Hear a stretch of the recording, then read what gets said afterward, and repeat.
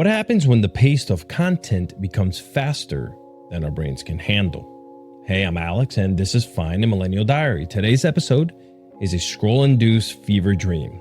Now, if you've ever lost 2 hours to TikTok and felt overstimulated, underwhelmed, and somehow both motivated and depressed, well, this one's for you. We're talking about the scroll, the swipe, the algorithm, the dopamine drip of 15-second highs and 1 second attention span.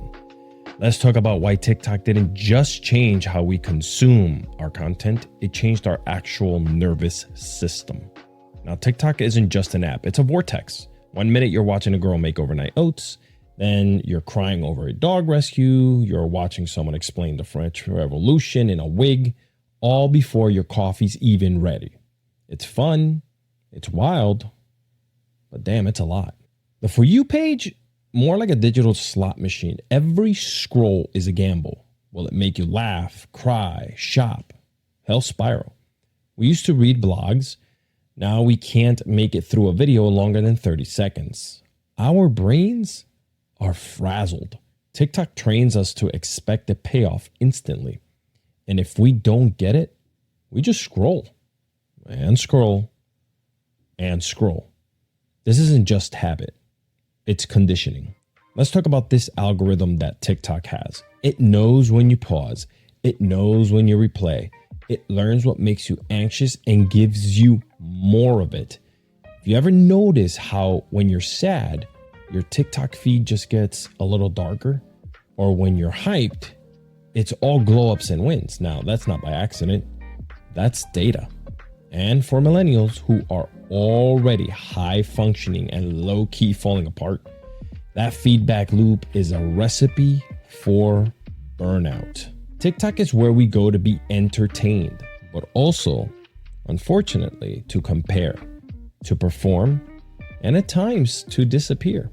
It's where people build businesses and lose their minds at the same time, and where creativity thrives, but so does anxiety.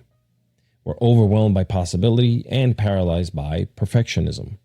And most of all, we don't know when to log off. Now, here's the thing. We don't have to delete TikTok, but we do need to redefine our relationship with it.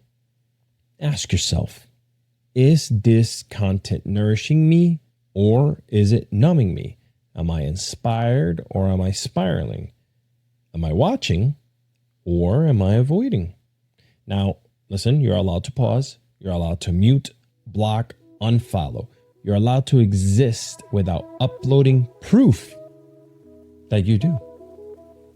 Now, TikTok is both joy and chaos. It's where I've discovered songs I love, creators who feel like friends, and recipes I'll never make.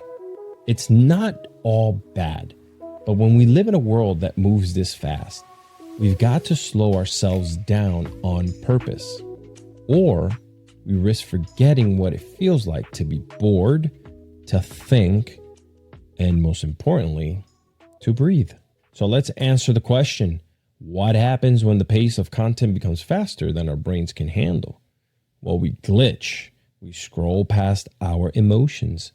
We confuse simulation with satisfaction. But the answer isn't to go analog. It's to be aware, to be intentional. Now, on our next episode, we'll talk about the algorithm and how the algorithm knows I'm sad, because when the apps start feeding our feelings back to us, we've got to ask, who's really in control here?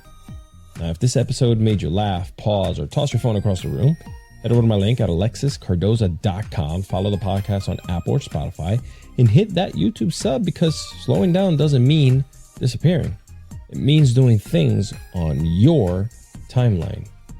Take a breath, put the phone down, and remember, this is fine. Goodbye.